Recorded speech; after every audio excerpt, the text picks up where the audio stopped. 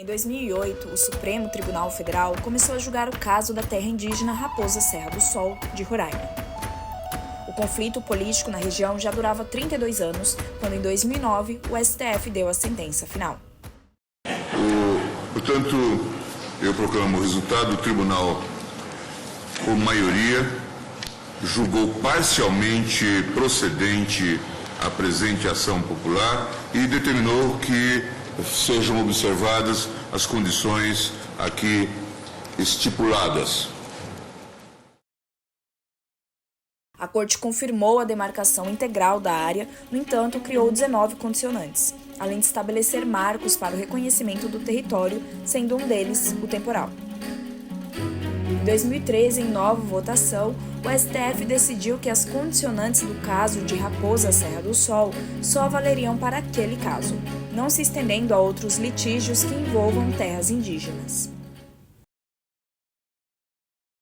Nós temos cobrado uma posição. Qual é a posição do governo Michel Temer com relação a essa questão indígena? A gente sabe a posição do governo Lula e a posição do governo Dilma, que hoje deixou mais de 700 processos em andamento em todo o Brasil, do Lula para cá, de 2003 para cá.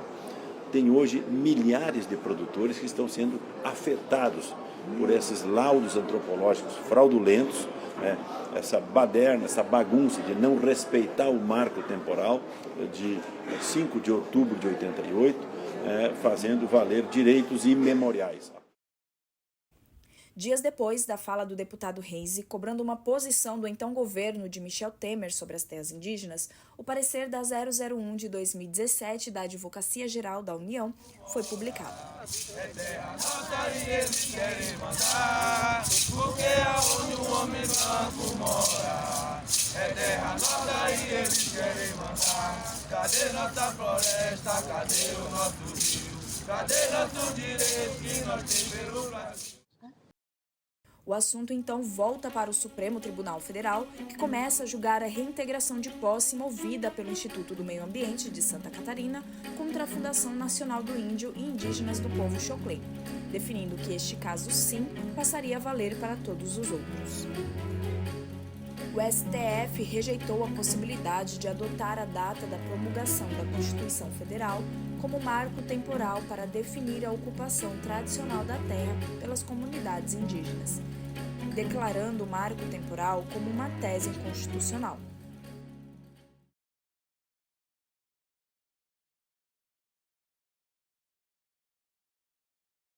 Disso aí nós estamos querendo exigir dos povos indígenas que tenham a comprovação do esbulho para que possa ter direito às suas terras. Nós estamos ignorando toda a história de ataque a esses povos que assistimos nos vários regimes democráticos e ditatoriais pelos quais o Brasil passou.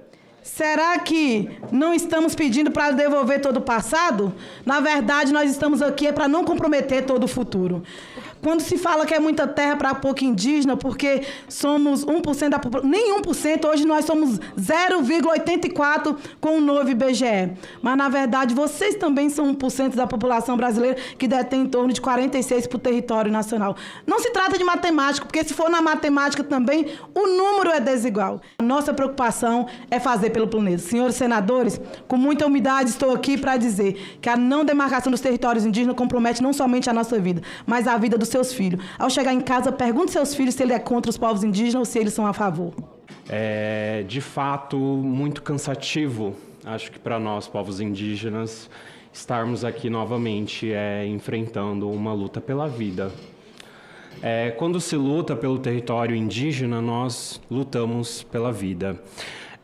E quando a gente fala de marco temporal, senador Paim, dentro da literatura constitucionalista, existe uma linha de estudo que fala sobre o processo de desconstitucionalização, que é justamente descaracterizar o que os constituintes quiseram por meio da legislação. E o marco temporal é isso, senador. Ai, ai.